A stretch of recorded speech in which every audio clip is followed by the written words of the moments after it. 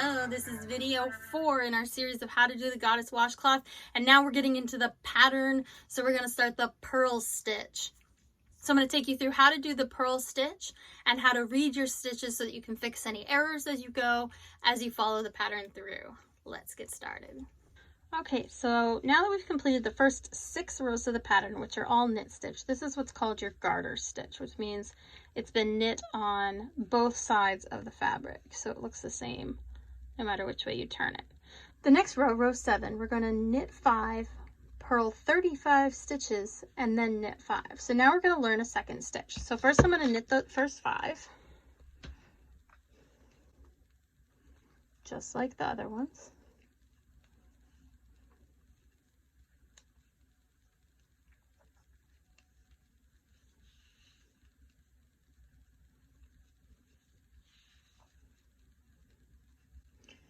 And now we're going to start with 35 purl stitches. And I'm going to tell you a little secret. The purl stitch is the knit stitch on the opposite side of the fabric. So you're literally doing the same thing. So if there was a way for me to have like a camera on both sides, you would see that your yarn is going to act exactly the same on the purl stitch as the knit stitch, just backwards.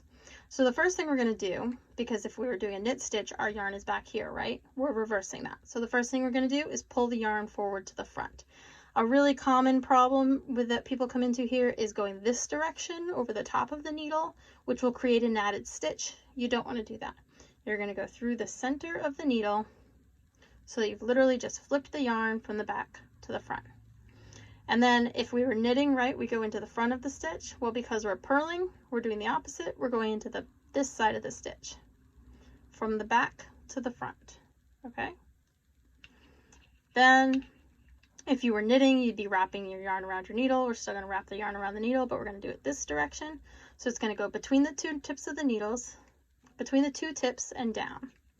And then rather than pulling the needle forward, we're pushing the needle back to push that stitch off there. So let's do it again. So we're going to go, we've got our yarn in front. We're going to go into this front part of the stitch, wrap around and push it back. And we're just going to keep going for 35 stitches. So there's 45 stitches total on your pattern. We've got 5 stitches of border on either end, which means we're going to keep going until we only have 5 stitches left on this side, or 35 stitches, whichever way is easier for you to count. So into the back, wrap around, push it back through.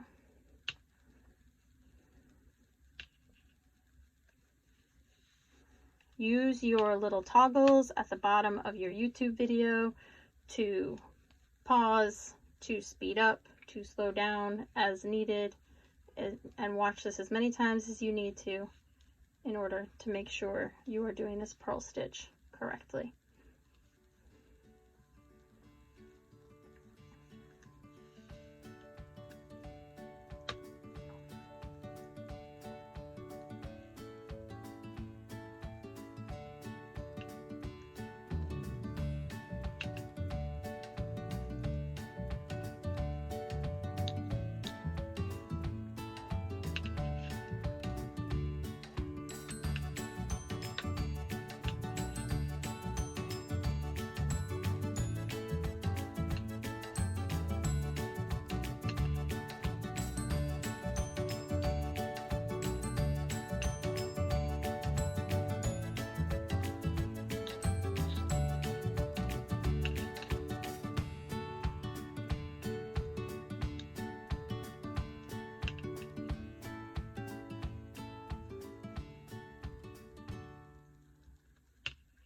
Okay, so now I've got 35 purled stitches here. I've got 5 knit stitches, 35 purl. I'm going to switch back to knit stitches, which means I'm going to take my yarn yet again, go between the 2 needles to put it in the back, and then I'm going to knit into that stitch for the last 5 stitches here.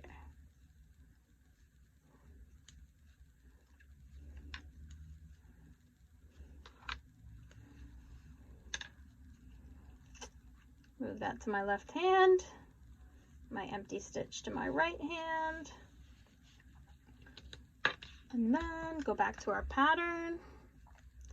Row 7 we have completed. delete.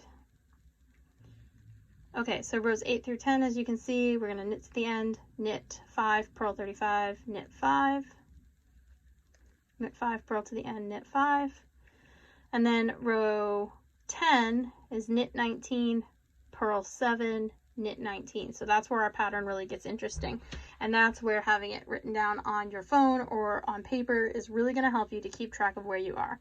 So now you have the knit stitch and the purl stitch down.